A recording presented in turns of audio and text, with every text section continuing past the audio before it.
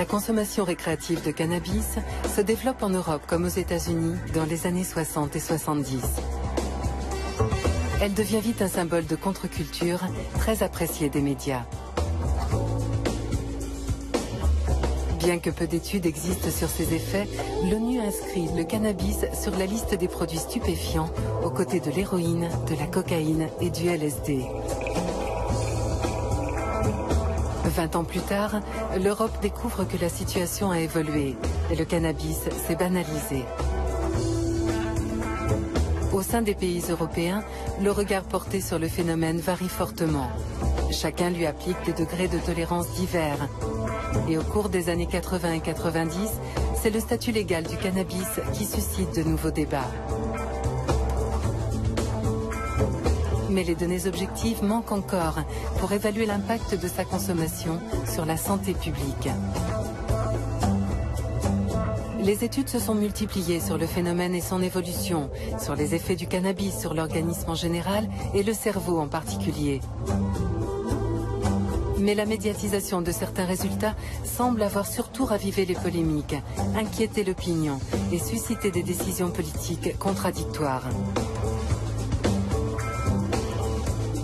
Pourtant, chercheurs et intervenants de santé s'accordent sur un grand nombre de points et leur voix mérite d'être entendue. Le cannabis est de loin la drogue illégale la plus consommée dans le monde et il semble bien qu'au cours des 5 dernières années en Europe, sa situation est encore évoluée.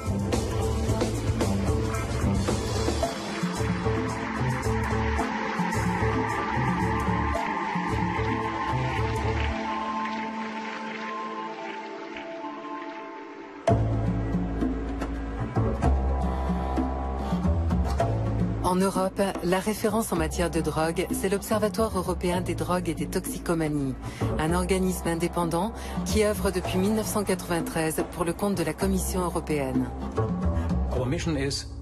Notre mission consiste à fournir à l'Union européenne, donc aux responsables politiques, des informations fiables et comparables sur les drogues et les problèmes de dépendance. Nous devons fournir une base objective pour l'élaboration des politiques. Composé d'experts de différentes nationalités, l'Observatoire édite chaque année un rapport sur l'ensemble des drogues légales et illégales en Europe. Fin 2008, il a publié sa première monographie consacrée au cannabis. Elle regroupe toutes les données disponibles sur la situation actuelle du cannabis en Europe. En réunissant cette somme d'informations, notre intention n'était pas de réinventer la roue, mais d'établir clairement ce qu'on sait aujourd'hui en Europe.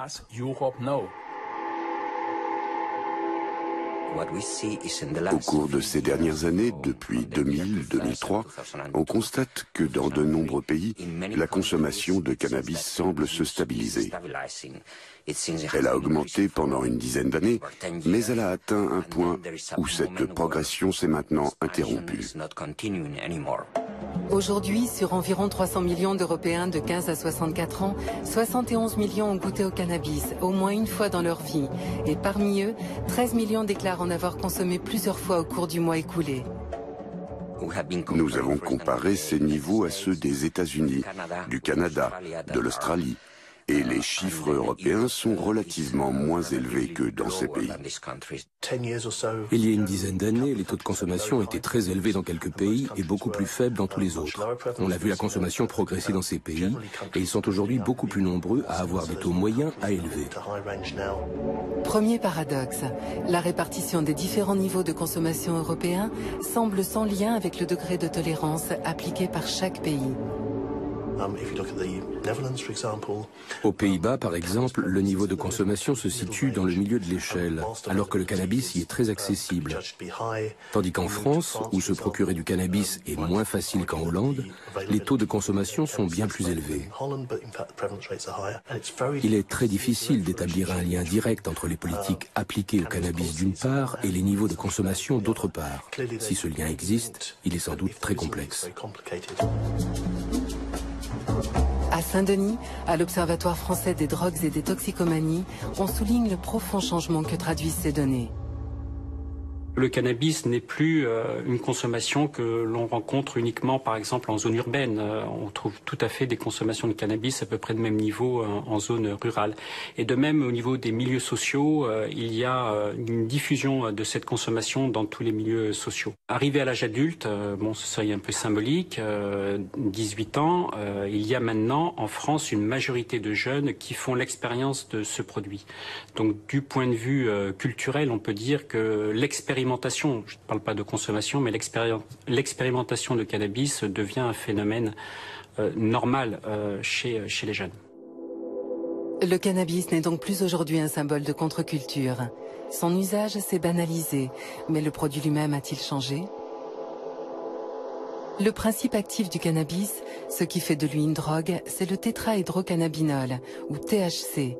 Il se concentre principalement dans la partie fleurie de la plante à maturité. Mais une des particularités traditionnelles de l'Europe était qu'on y consommait essentiellement la résine extraite de la plante. Vérification de la situation actuelle auprès des laboratoires d'analyse de la police française. Nous analysons toutes les saisies de stupéfiants qui sont réalisées par la police, la gendarmerie, les douanes. Sur le produit cannabis, la résine représente 90% de ce que nous recevons. Donc là, c'est réellement de la résine de cannabis qu'on va appeler hashish. Le hashish d'aujourd'hui est-il plus fortement dosé en THC qu'il y a 20 ans? Test sur 2 plaquettes en provenance du Maroc, prises au hasard dans le stock des saisies. Pour la première plaquette, la grande, on a un pourcentage de THC de 3%. Et pour la deuxième, avec le logo, on a un pourcentage de THC de 12%. Le taux moyen a légèrement augmenté sur 10 ans, où en gros, on a dû passer de 8 à 10% à peu près en taux moyen de THC. Donc c'est extrêmement faible. Mais là aussi, les choses sont peut-être déjà en train de changer. En Europe, nous consommons toujours 70 à 80% de la résine produite dans le monde. En cela, les modes de consommation européens restent très différents de ceux que l'on trouve aux États-Unis, par exemple. Cependant, dans certains pays, le Royaume-Uni notamment, on constate la disponibilité croissante de cannabis produit localement en culture intensive d'intérieur. Et ce cannabis semble avoir des taux de THC plus élevés.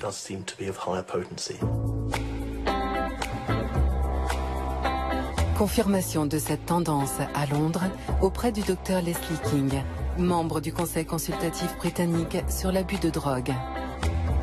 81% du cannabis qu'on trouve aujourd'hui dans la rue est de la sinsémilla, de la skunk, du cannabis issu de cultures intensives. Le développement à grande échelle de la culture d'intérieur a vraiment démarré dans les années 90. Elle utilise des graines sélectionnées. Elles ne sont pas génétiquement modifiées. Elles ont simplement été sélectionnées pour leur capacité à produire des plantes ayant des taux de THC élevés. Ces plantes sont cultivées sous des éclairages intensifs pour qu'elles poussent plus vite et donnent des récoltes plus abondantes. Le pourcentage moyen de THC d'un cannabis de qualité cultivé de cette manière est de l'ordre de 15%. On rencontre parfois des taux supérieurs, mais le plus souvent, ils sont clairement inférieurs et ne se distinguent en rien des produits traditionnellement importés. En fait, au cours des 10 dernières années, la proportion de produits présentant des taux de THC supérieurs à 15% est restée stable. Elle ne représente actuellement que 2 à 3% de l'ensemble du cannabis consommé en Europe. En matière de cannabis, on constate de grands écarts de taux de THC d'un produit à l'autre. Mais est-ce vraiment important en termes de santé publique? Si l'on se réfère au modèle de l'alcool, un verre de vin n'est pas nécessairement plus nocif qu'un verre de bière. Tout dépend de la quantité consommée, de la capacité à adapter sa consommation au produit. On peut même considérer qu'un cannabis fortement dosé en THC a plus de chances de provoquer des effets désagréables chez des consommateurs débutants et pourrait donc les dissuader de consommer. Ce n'est donc pas dans un changement de nature du cannabis que se situent pour le moment les vrais motifs d'inquiétude pour la santé publique. La situation a connu une évolution importante au cours de ces dernières années. Ce n'est pas que la consommation est encore augmentée. Elle est en fait assez stable et nous avons même une bonne nouvelle, elle a commencé à diminuer chez les jeunes. Mais ce qui a changé, ce sont les modes d'utilisation. Sur les 13 millions d'Européens qui ont consommé du cannabis au cours du mois écoulé, 10 millions l'ont fait ponctuellement, souvent dans un environnement festif. Mais environ 3 millions de personnes en Europe consommeraient de manière quotidienne. On a de plus en plus d'usagers qui viennent demander de l'aide dans les centres de traitement, qui se présentent en disant qu'ils ont un problème avec le cannabis. Il ne s'agit plus pour eux de joints entre amis le week-end, mais d'un certain nombre de joints chaque jour. Traditionnellement, le cannabis était une drogue que les gens expérimentaient, consommaient pendant quelque temps, puis abandonnaient naturellement. Il semble que nous ayons aujourd'hui une population qui commence plus tôt, l'utilise pendant plus longtemps et sur un mode qui ressemble plus à celui de la consommation d'alcool. Il est clair que cela va avoir sur le long terme un plus grand impact sur la santé publique. En quoi ces nouveaux modes de consommation vont-ils entraîner de plus grands problèmes de santé publique? À Biarritz, Annie Sasko intervient en prévention auprès de jeunes préadolescents surfeurs pour les sensibiliser à cette question. Mais ceux qui en utilisent, à votre avis, pourquoi ils utilisent ces produits? Ils en ont envie. Pour elle, les dangers de la consommation de cannabis sont bien réels, mais ce ne sont pas ceux auxquels on pense de prime abord. Je pense qu'un des problèmes majeurs du cannabis, c'est certainement qu'il se fume et que tous les produits que l'on fume vont aboutir à la formation de produits de combustion, dont des goudrons, des amines polycycliques aromatiques, un certain nombre de composés dont nous sommes sûrs qu'ils sont des cancérogènes. L'essentiel, c'est de ne pas s'installer dans ce type d'habitude. C'est pareil pour le tabac. C'est pas trop grave d'avoir fumé pendant quelques années, mais par contre, il ne faut pas s'installer dans la durée. Aujourd'hui, dans nos pays, l'importance du tabac est évidemment beaucoup plus grande que celle du cannabis, mais c'est quand même préoccupant. On a des jeunes qui vont fumer tous les jours, plusieurs joints par jour. Et donc, si cette consommation s'étale sur un certain nombre d'années, eh bien sûr, on peut attendre tous les risques que l'on voit avec le tabac, parce que ça devient une consommation au long cours qui est dangereuse. Une préoccupation d'autant plus légitime en Europe, où le cannabis est généralement fumé, mélangé avec du tabac. En mélangeant cannabis et tabac, on a non seulement les risques du cannabis, mais aussi ceux du tabagisme associé. Mais à l'inverse, on constate en Europe un changement vis-à-vis du tabac, tant dans les politiques que dans la perception par le public des risques qu'il entraîne. Or, il se pourrait que ce changement ait un effet sur la consommation de cannabis. Il pourrait en partie expliquer le fait que les jeunes, en particulier, commencent à se détourner de son usage.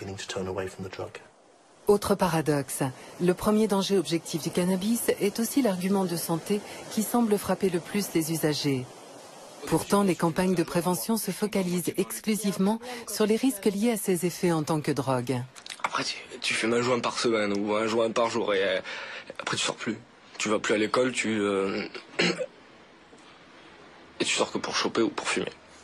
Malaise, angoisse, bad trip, déconcentration, perte de mémoire, le cannabis est une réalité. Alors que sait-on aujourd'hui des effets psychoactifs du cannabis? Des équipes de neuropharmacologie ont découvert il y a une dizaine d'années qu'il active un très grand nombre de récepteurs disséminés dans toutes les zones de notre cerveau qui réagissent uniquement aux molécules complexes du THC. Un des seuls endroits dans le cerveau où il y a très peu de récepteurs cannabinoïdes, c'est justement dans les centres de contrôle végétatif. C'est une raison pour laquelle le cannabis n'est pas une substance toxique dans les sens qui peut induire la mort. Par contre, si ces récepteurs sont si nombreux partout ailleurs, c'est qu'un système très répandu dans notre cerveau, comme dans celui des souris, produit et utilise naturellement des molécules du même type que le THC. Le cannabis, la seule chose qu'il va faire, c'est augmenter l'activité de ces systèmes endogènes qui s'appellent les systèmes endocannabinoïdes.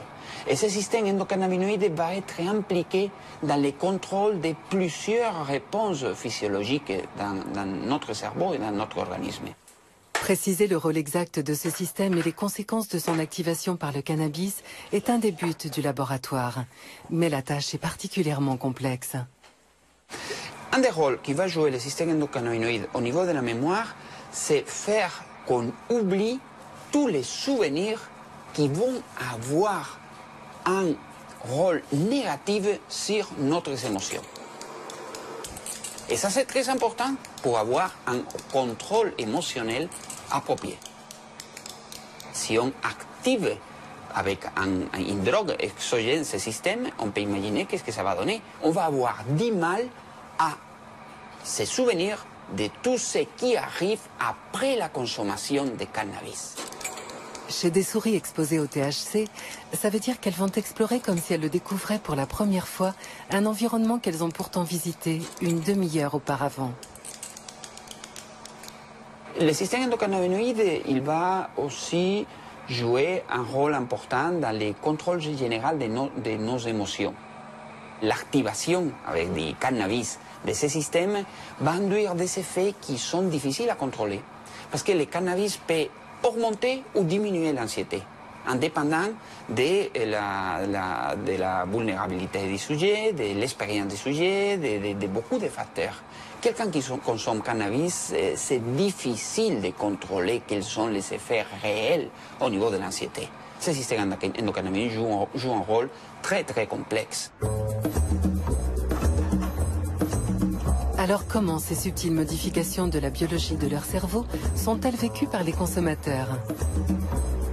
Catherine Reynaud vient d'achever en collaboration avec l'OFDT une étude sur de jeunes adultes usagers réguliers de cannabis. Bien que la grande majorité soit des usagers quotidiens, il faut noter qu'il y a environ la moitié d'entre eux et même un peu plus qui ne perçoivent pas d'effets indésirables à leur pratique. Chez les autres, les effets indésirables sont à leur avis très liés aux situations de surdose, c'est-à-dire les jours où pour une raison ou une autre, ils vont fumer un peu plus. Donc là, ils parlent beaucoup d'apathie, de fatigue, du fait d'avoir du mal à se réveiller le matin. Je crois que c'est moins d'1 sur 5 qui parlent de problèmes de mémoire, mais parce qu'on les interroge sur le sujet. Pour eux, c'est pas forcément un problème majeur dans leur vie. Ça va être plutôt des problèmes de mémoire au moment de la consommation du produit. Globalement, ça leur pose pas de difficultés au quotidien, ça les empêche pas de travailler en tout cas. Très peu d'entre eux parlent d'effets indésirables sur le plan psychologique. Ceux qui en parlent, c'est-à-dire ce que les usagers appellent des bad trips, des mauvais délires avec le cannabis, des situations de paranoïa. Certains en racontent, mais ils parlent souvent de façon rétrospective du début de leur carrière de consommation. Donc là, on est vraiment effectivement chez des gens qui ont trouvé une certaine stabilité avec le produit et qui voient plus d'effets positifs que négatifs à leur pratique. Pourtant, dans plusieurs établissements psychiatriques européens, on s'inquiète d'une possible relation entre consommation intensive de cannabis et apparition de troubles psychotiques. Les pathologies dont on s'occupe émergent au début de l'âge adulte ou à l'adolescence, et que c'est tout particulièrement cette période-là où les jeunes consomment des substances, et notamment le cannabis. Ce qu'on observe, c'est que les gens qu'on voit arriver avec un premier épisode psychotique sont à 70% des consommateurs réguliers, donc au moins une fois par semaine de cannabis. Et on a une tendance à avoir quand même un lien au moins statistique entre le fait d'avoir des symptômes psychotiques et la consommation. À Londres, John Wheaton effectue des recherches à l'Institut de psychiatrie Maudsley. Il a également signé le chapitre de la monographie de l'OEDT consacrée aux effets de la consommation de cannabis sur la santé physique et mentale. La relation entre cannabis et psychose est un sujet débattu dans la littérature scientifique depuis déjà plus d'un siècle. Au début du XXIe siècle, un certain nombre d'études en Nouvelle-Zélande, en Australie, aux Pays-Bas et en Allemagne ont établi l'existence d'un lien entre consommation régulière de cannabis et développement ultérieur de psychose. Pourtant, si on considère le nombre de cas de schizophrénie déclarés dans le monde occidental, ce chiffre n'a pas augmenté au cours des 30 dernières années. On est donc face à une sorte d'énigme.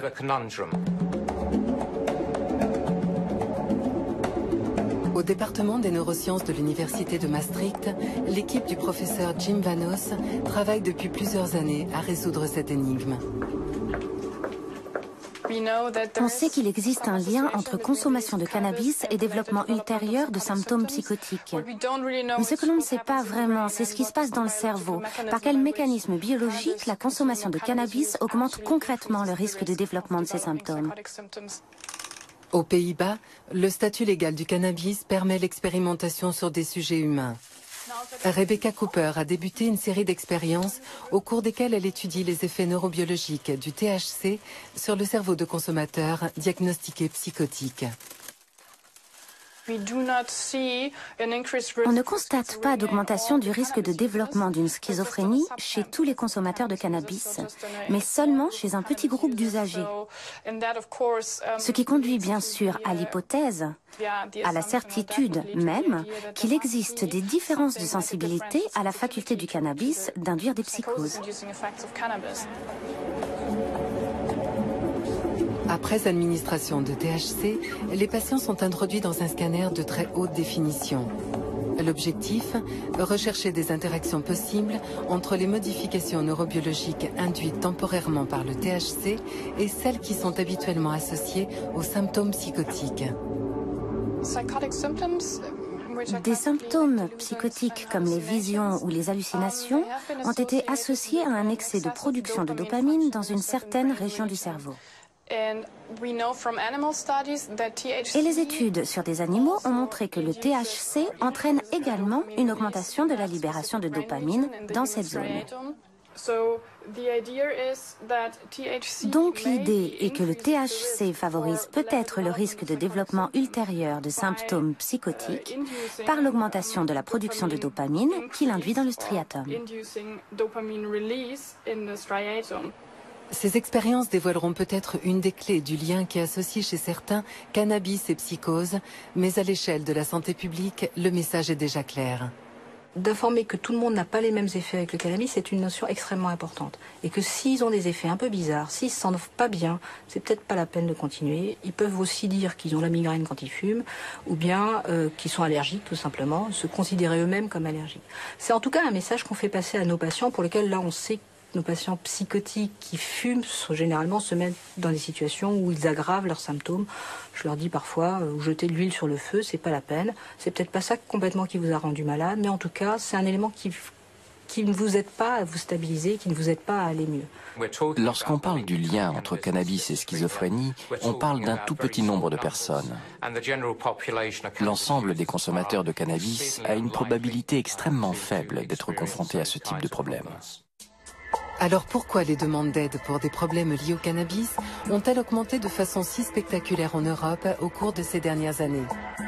À Strasbourg, à l'antenne téléphonique du dispositif Drogue, Alcool, Tabac, Faux Services, on constate cette tendance, mais on souligne la variété des motifs d'appel. On a beaucoup d'appels, puisque je crois que c'est 200 000, autour de 200 000 entretiens par an. Et la part du cannabis est très importante dedans. Le premier produit, bon, c'est l'alcool. Mais après vient le cannabis, ça représente à peu près 35% de nos appels. Alors ce qui est intéressant, c'est à l'intérieur, quand on creuse un peu, on s'aperçoit qu'il y a une part sont des consommateurs, à peu près 40%, et 60% sont des parents.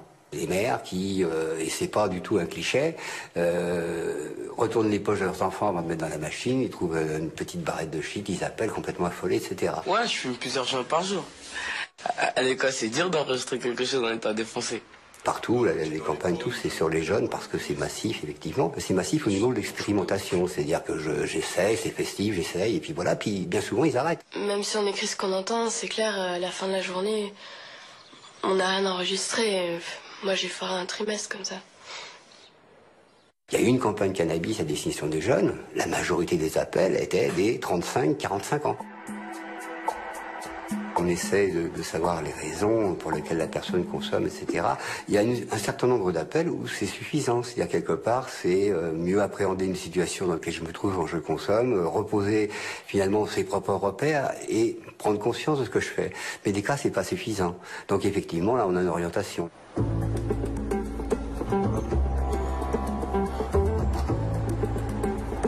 À Berlin, le Thérapie-Laden est la première structure en Europe à avoir proposé dès le milieu des années 80 un accueil et des thérapies spécifiques destinées aux consommateurs de cannabis en difficulté. Quand on a commencé en 1985, on était une institution assez exotique parce que l'aide aux toxicomanes s'adressait surtout aux héroïnomanes. Le cannabis était plutôt considéré comme secondaire et on n'associait pas aux problèmes de dépendance.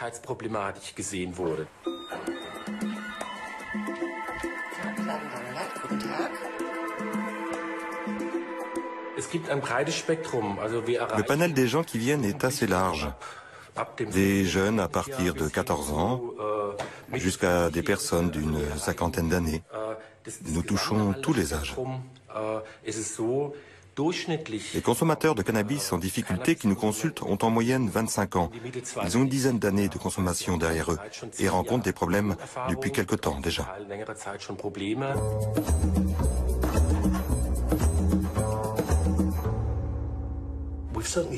On a clairement constaté une augmentation importante des demandes de traitement au cours des 5 dernières années, même si ces chiffres semblent aujourd'hui se stabiliser.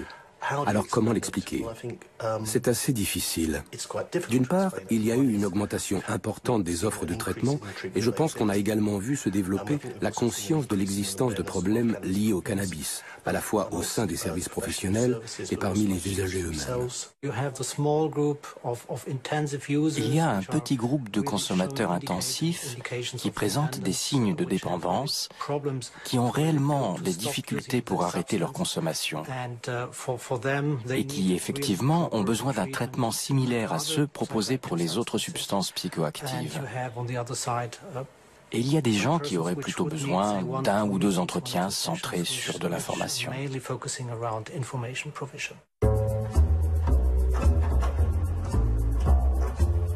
Contrairement à une idée communément répandue chez les consommateurs, le cannabis serait donc susceptible d'entraîner une dépendance? Qu'en pensent à Barcelone les souris du professeur Maldonado? Dans nos recherches, par exemple, on a mis en évidence des modèles dans lesquels les souris vont montrer un plaisir induit par le cannabis après l'administration. On administre du THC à une souris et on l'enferme dans un compartiment. Plus tard, on lui administre un produit neutre et on l'enferme dans l'autre compartiment. On reproduit le cycle plusieurs fois et le jour de l'expérience, on lui laisse libre accès aux deux compartiments. Cette souris manifeste un goût prononcé pour le THC. On a aussi montré comment des dérivés de cannabis vont être auto-administrés par une souris. Ça veut dire les souris, de la même façon que l'homme, va chercher la drogue, va s'auto-administrer de la drogue et va à présenter des rechutes dans l'administration de cannabis, même après de longues périodes d'abstinence. Ça veut dire qu'il y a un comportement addictif du cannabis qui peut être aussi mis en évidence dans des modèles chez les rongeurs.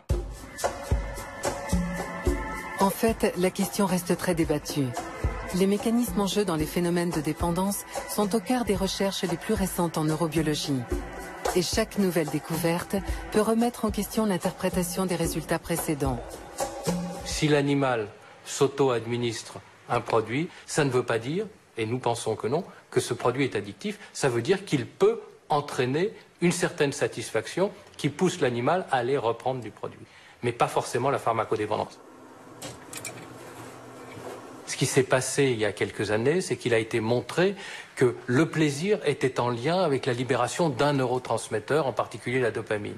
Et que par conséquent, c'est ça où le raisonnement peut s'être trompé, par conséquent, si la dopamine intervient dans la fabrication du plaisir, elle est donc responsable de la fabrication de la dépendance. Ce qu'on est en train de montrer, c'est qu'effectivement, la dopamine intervient dans le plaisir, mais qu'il y a beaucoup de chances pour que cette dopamine qui intervient dans le plaisir n'intervienne pas au niveau de la dépendance. En fait, la dopamine serait une sorte d'esclave d'un système qui se trouve au-dessus d'elle, en amont d'elle, et qui fonctionne avec deux autres neuromodulateurs qui seraient la noradrénaline et la sérotonine. Vous avez un système noradrénergique qui est extrêmement réactif, qui intervient sur votre vigilance, sur la façon dont vous regardez l'environnement, et un autre système sérotoninergique qui, lui, est chargé de vous protéger, de protéger votre cerveau contre les événements extérieurs. Et ce que nous pensons avoir trouvé, c'est que lorsque l'on prend des drogues de façon répétée, on active ces deux systèmes, et que la conséquence biologique de cette activation, c'est un découplage. C'est-à-dire que chaque système qui normalement est contrôlé par l'autre et réciproquement, eh bien chaque système devient autonome et il part tout seul, soit vers une pulsion très forte, vers quelque chose, et d'un autre côté, un sérotoninergique qui ne réagit plus, c'est-à-dire qu'il n'y a plus de contrôle des impulsions. Donc là, vous êtes dans la pharmacodépendance. À l'appui de cette nouvelle théorie, l'équipe de Jean-Paul Tassin a démontré que les amphétamines, la cocaïne, l'héroïne et l'alcool entraînent ce découplage.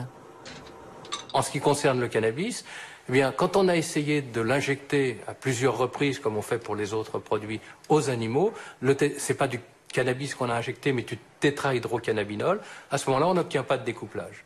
Donc on a la notion que le tétrahydrocannabinol en tant que tel ne peut pas entraîner de dépendance. Mais l'exemple du tabac est venu nuancer cette affirmation. La nicotine, eh bien, en tant que telle, elle est considérée comme étant le produit actif du tabac. Or, si on prend la nicotine toute seule, chez l'animal, il n'y a pas de découplage. Il se trouve qu'il y a 3000 autres composants dans le tabac et que parmi eux, il y a ce qu'on appelle des inhibiteurs de monoaminoxydase. Et si on mélange la nicotine et ces produits et qu'on les injecte à l'animal, à ce moment-là, on a le découplage. Dans le cas du cannabis, on est aussi dans cette situation et on peut très bien imaginer que celui qui prend du hashish avec du tabac va donc obtenir un découplage et que le hashish, du coup, va devenir addictif par rapport à l'association qui a été faite entre le produit et le tabac, puisqu'il est souvent fumé dans ces conditions. Donc, vous voyez, la complexité dans laquelle on se trouve, c'est-à-dire que les expériences que l'on réalise, nous, chez les animaux, avec des produits purs, et ne sont pas vraiment ceux de la vraie vie. Donc dans la vraie vie, on se trouve dans des situations qui sont toujours un peu différentes. Alors que se passe-t-il dans la vraie vie? Qui sont les patients qu'on oriente vers des services d'addictologie pour des problèmes de cannabis? Les profils habituels, ce sont des personnes qui ne consomment pas que du cannabis, donc elles consomment du tabac, elles consomment de l'alcool, d'âge moyen, ce que j'appelle l'âge moyen, c'est entre 18 et 35 ans. Ils viennent parce qu'un certain nombre de dommages, un certain nombre de gènes commencent à s'installer. La première des gènes, elle est assez simple. C'est une gène qui est le fait de ne pas pouvoir s'abstenir de consommer ce produit. C'est d'une certaine manière, dit avec d'autres termes, la notion de dépendance qui s'installe. Une dépendance qui peut parfois amener le docteur Benyamina à proposer une hospitalisation de courte durée pour sevrage. Longtemps, on a pensé que le cannabis n'était pas capable de provoquer un syndrome de sevrage. Parce qu'on avait ce biais de réflexion qui recherchait un syndrome de sevrage qui était connu, c'est-à-dire celui de l'alcool, sudation, palpitation, sueur, ou celui de l'héroïne qui était douleur. Voilà. Le cannabis a un vrai syndrome de sevrage. On a affaire à des insomnies, des fasciculations, c'est-à-dire des petites contractures musculaires. On a une irritabilité. Parfois, on peut avoir un syndrome dépressif, un syndrome dépressif discret mais existant. Comment cette dépendance est-elle vécue par ceux qui cherchent à s'en débarrasser? Histoire d'Élodie, 33 ans. Je suis la maman de 2 enfants. En fait, ça faisait très longtemps que je fumais, depuis que j'avais l'âge de 15 ans à peu près. Chaque grossesse et premiers mois à la maison avec le nourrisson ont été des périodes de sevrage que j'ai très bien vécues. Et il y avait toujours un moment où je me disais, ah bah tiens, une petite taffe, exceptionnellement. Et rapidement, je replongeais dans un usage excessif et sans mesure. Quand j'ai vu que malgré tout l'amour que je pouvais porter à mes enfants, c'était pas suffisant pour m'empêcher de fumer. Ça m'a quand même vraiment inquiétée. Sans parler voilà, que ça avait une tendance aussi à m'isoler, à me rendre un petit peu paranoïaque en fait.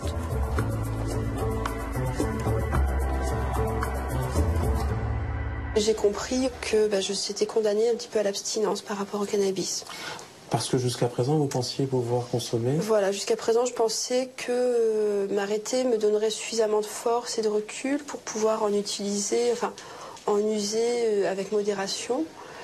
Et en fait, non, je me rends compte que j'ai une grande faiblesse par rapport à ce produit et que je retourne tout de suite dans l'excès et un consommer de manière immodérée et irraisonnable.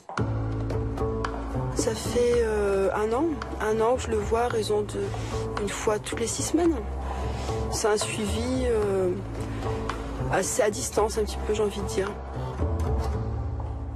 Alors qu'est-ce que vous envisagez pour éviter de rechuter cette fois? Rien d'autre que la volonté, les bénéfices que j'ai retirés de l'arrêt. Vous les sentez là? Ah oui, non, ça a été immédiat. Une ouverture au monde, plus de dynamisme. Je me sens mieux dans ma vie, mieux dans mes baskets, plus prête à affronter mes problèmes. Et voilà, une meilleure estime de moi. Et donc là, c'est comme si je réintégrais mon corps, je réintégrais ma vie, je reprenais un petit peu le contrôle de ma vie, des événements, après un long sommeil, quoi. Donc voilà, j'étais en jachère.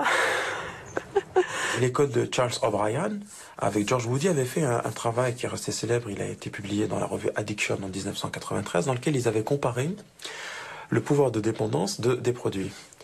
Et c'est à ce moment-là, on s'est rendu compte de quelque chose d'extrêmement important. Le produit, si vous cumulez l'intensité de la dépendance, et vous faites un histogramme, le premier produit qui a le pouvoir de dépendance le plus élevé, c'est le tabac.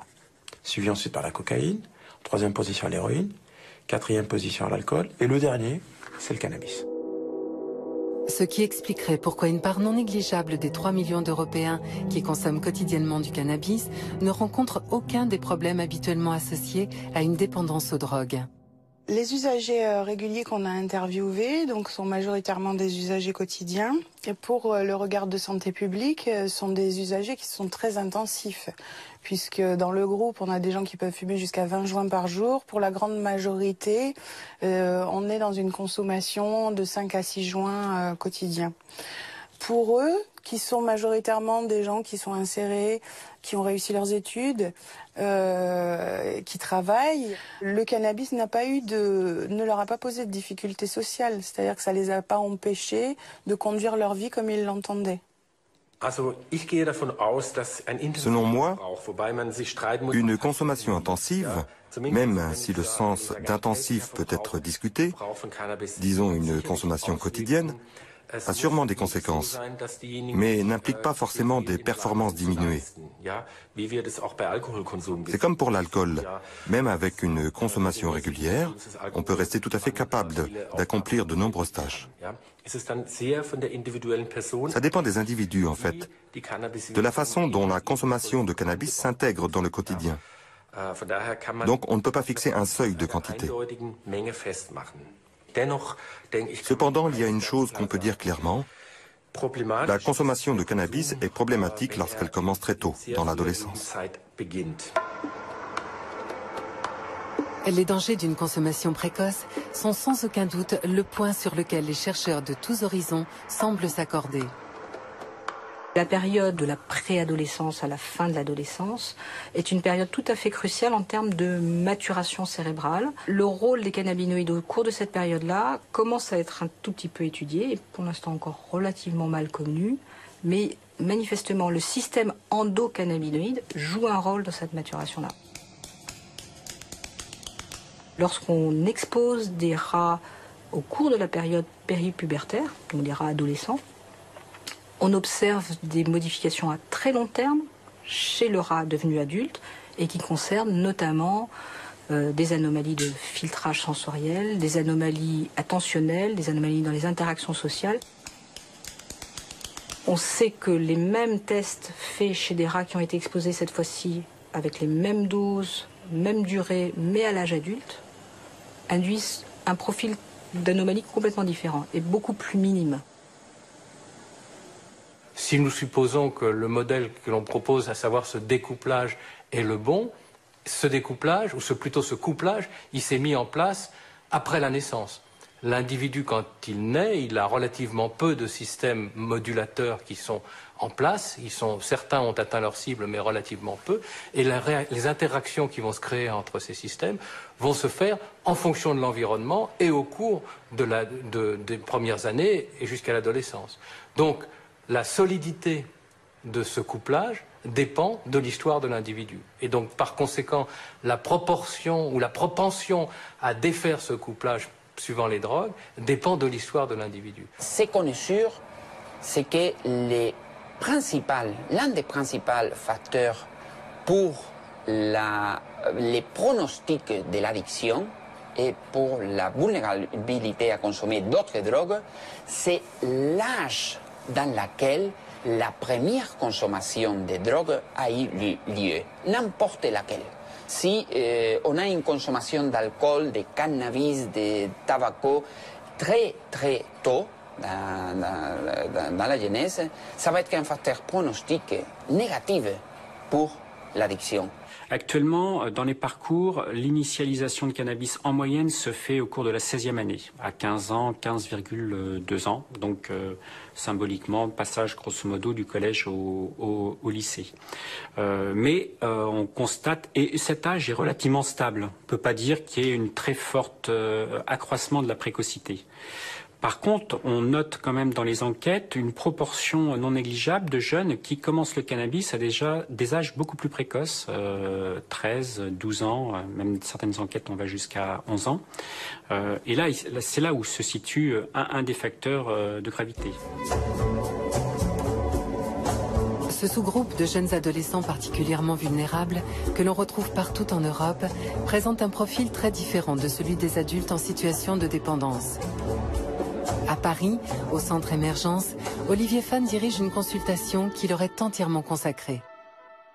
On accueille sur la consultation jeunes usagers les adolescents et leurs parents qui présentent des problèmes de conduite addictive, que ce soit essentiellement cannabis, alcool, tabac et jeux vidéo. Nous, les parents, on ne s'en est pas aperçus qu'ils fumaient du cannabis. C'est en fait une personne qui était dans le collège où il était qui nous a prévenus. Il se renfermait beaucoup sur lui, il voyait plus personne, il s'isolait dans sa chambre et plus rien ne l'intéressait. Souvent, les parents constatent qu'il y a une chute du rendement scolaire avec une imputabilité probable du cannabis ou de l'alcool. Ça, c'est la première raison de consultation.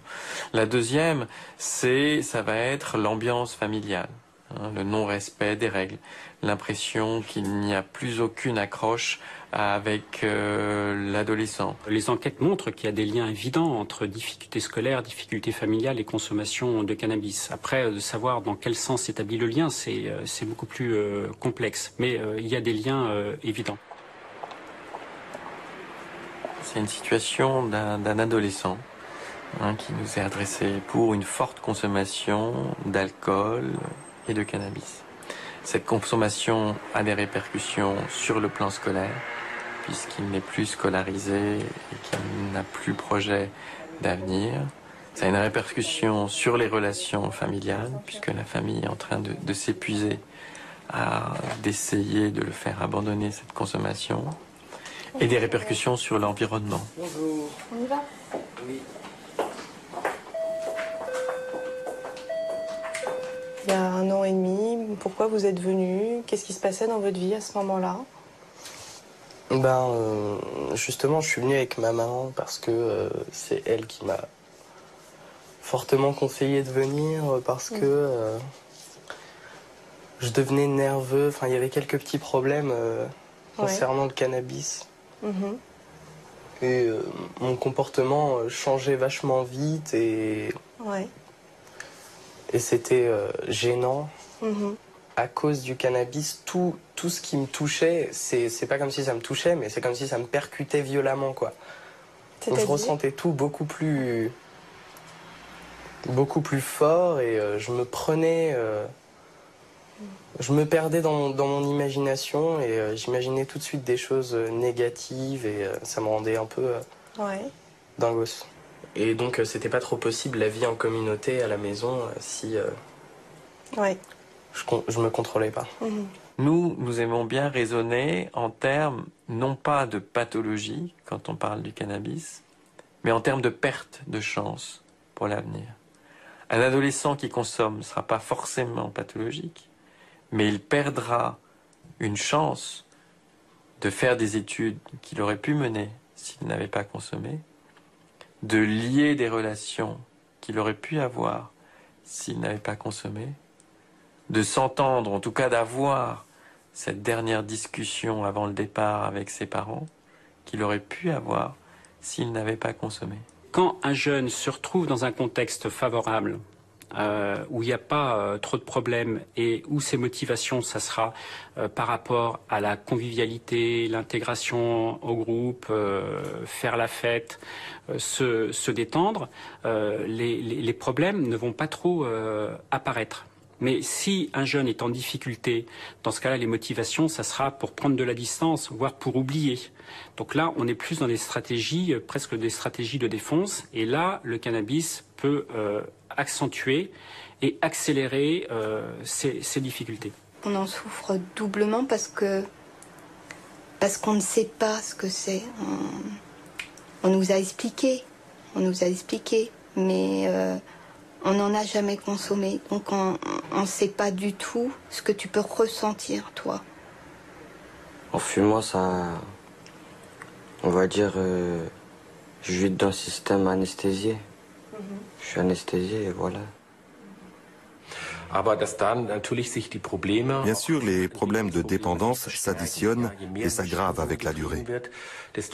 Donc plus il y a de polyconsommation, plus la situation va devenir problématique, surtout chez les jeunes. On le constate chez ceux qui commencent très jeunes et qui consomment à haute dose autant de l'alcool que du cannabis. C'est ce groupe de jeunes-là qui nous préoccupe le plus. Épatant les 16-17 ans qui se livrent à des expérimentations en tout genre, fument des joints dans des fêtes pour s'amuser et finissent par interrompre leur consommation de cannabis. Même son de cloche à Genève à la Fondation Phoenix, où l'on souligne un point que partagent tous ces jeunes adolescents en grave difficulté. Leur consommation de cannabis n'est qu'un des éléments d'une situation par ailleurs complexe. On a de plus en plus de jeunes, comme chez les adultes aussi, de multi-usages, de jeunes qui vont utiliser massivement le cannabis et l'alcool ou l'ecstasy. Et puis, dernier changement, c'est aussi la quantité consommée.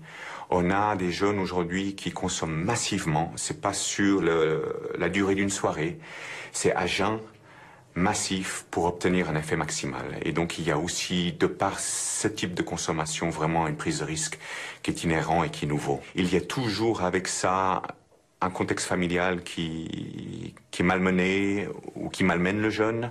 Typiquement, un conflit entre parents majeur, massif, dans la durée, que le couple soit marié ou non, peu importe, mais des scènes à répétition avec violence verbale, ou violence physique fait partie de ce portrait, alors tout à fait classiquement. Un mauvais lien entre parents et enfants à l'adolescence est aussi un des signaux vraiment de caractéristiques de ce profil-là. On ne peut pas se borner à donner une réponse pour le cannabis et omettre les autres éléments, puisqu'elles se nourrissent mutuellement. Alors, quel type d'aide peut-on proposer pour ce groupe qui concentre à lui seul l'essentiel des problèmes graves liés au cannabis? L'offre la plus importante pour nous, qui est étudiée en ce moment dans le cadre du projet InCant, c'est la thérapie familiale multidimensionnelle, qui s'adresse spécifiquement aux adolescents de moins de 18 ans et à leurs parents ou à leurs proches. Le programme InCant vise à évaluer dans 5 pays européens les résultats de cette thérapie familiale qui aborde de façon plus globale l'ensemble des problèmes que rencontrent ces jeunes adolescents. Dans ces séances familiales, nous tentons d'améliorer une communication qui est souvent devenue négative ou inexistante. Le but est que les membres de la famille se rapprochent à nouveau les uns des autres et qu'une confiance soit rétablie entre eux.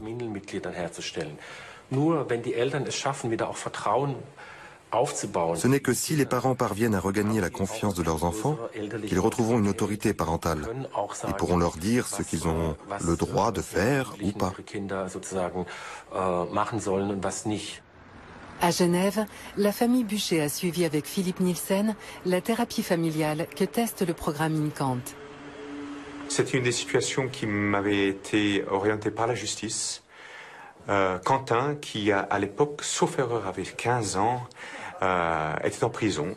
Il avait été emprisonné pour trafic de cannabis. Ça a été un réel choc, même si on savait qu'il fumait, comme tous les jeunes fument.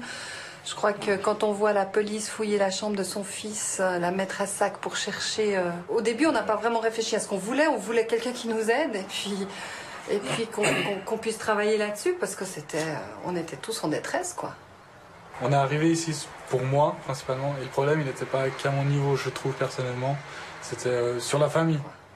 On est divorcés depuis plus de 10 ans, et je pense qu'il y avait aussi un contentieux entre nous deux, il y avait plein de choses à régler, et finalement, c'est vrai. Lui, c'était juste la pointe de l'iceberg. J'ai pas pu arrêter complètement, mais je fume toujours, mais c'est quand même, ça m'a fait un gros chose positive, on va dire. Par exemple, si je dois aller travailler, je vais plus fumer, tandis qu'avant, en cours, par exemple, j'y allais complètement arraché.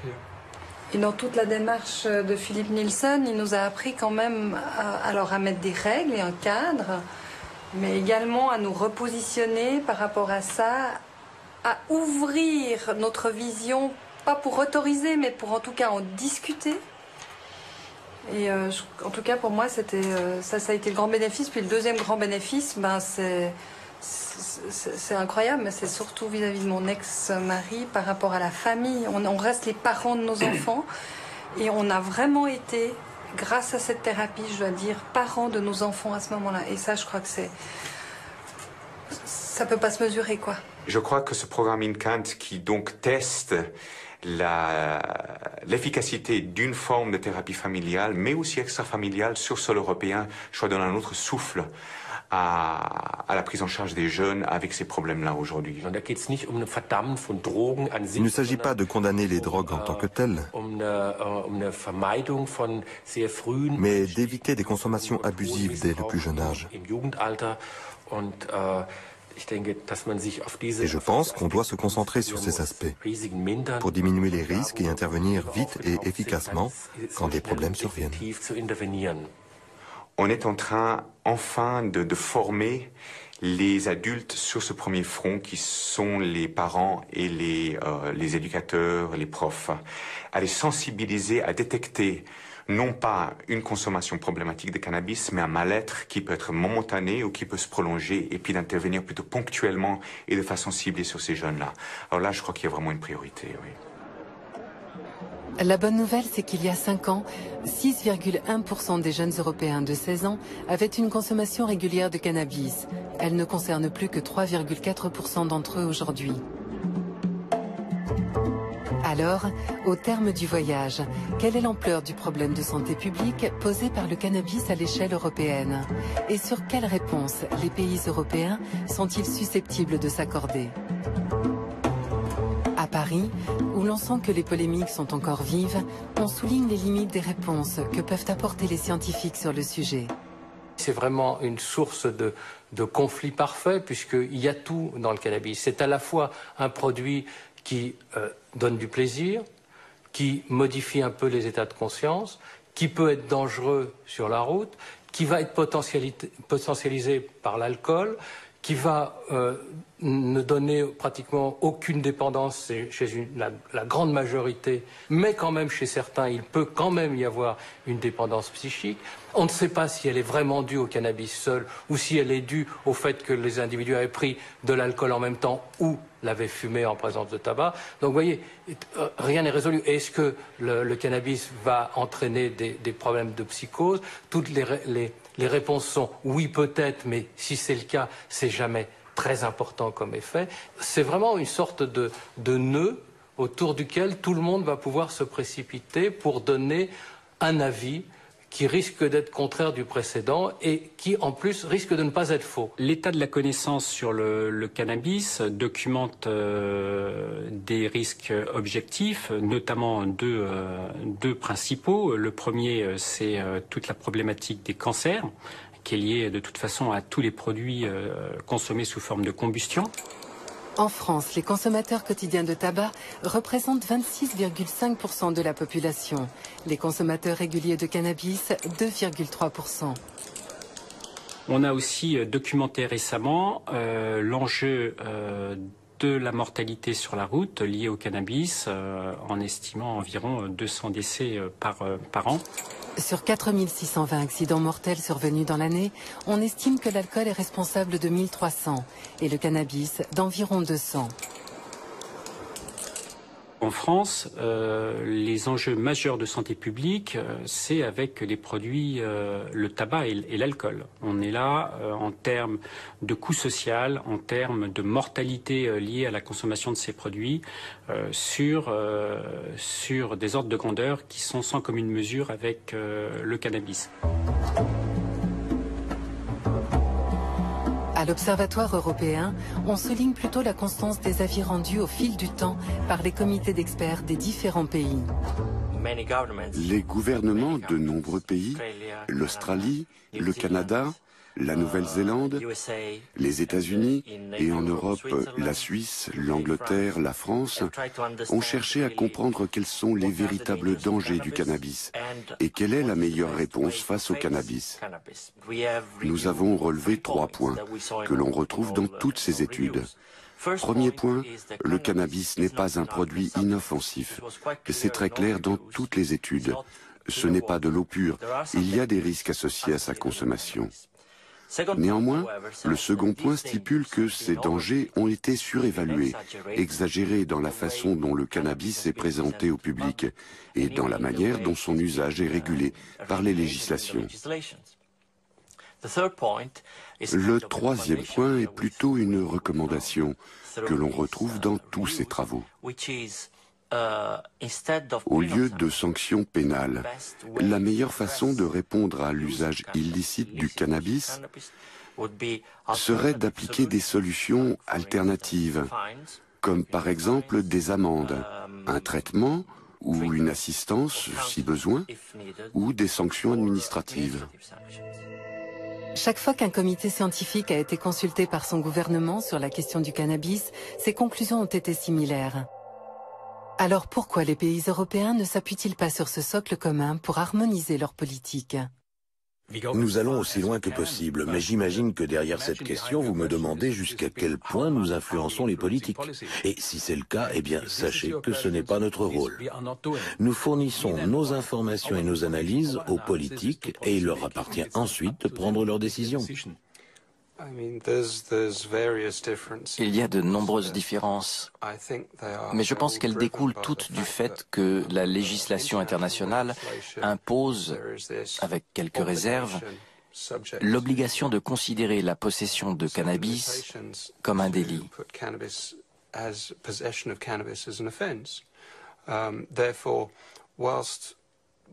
Et donc, alors que nous discutons du cannabis en termes modernes de politique de santé publique, il ne faut pas oublier que l'idée de justice pénale reste toujours présente. Donc, chaque pays cherche à trouver un équilibre entre la dimension pénale et la dimension de santé publique.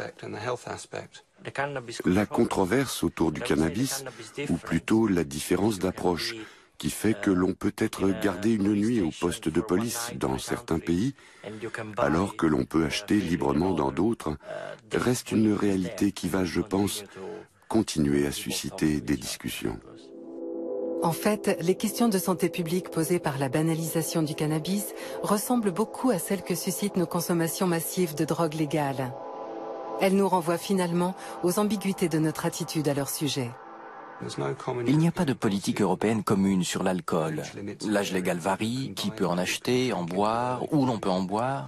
Il n'y a pas non plus de politique commune européenne en matière de tabac. Là encore, l'âge légal, les lieux où on peut en consommer ou pas. Le cannabis est différent en ce qu'il est une drogue illégale et non une drogue légale, dont le marché est régulé. Mais on évoque souvent ces trois produits ensemble pour les comparer. Alors comparons les politiques qui les concernent. Il n'y a aucune politique européenne commune sur ces sujets. Pourquoi y en aurait-il une sur le cannabis ?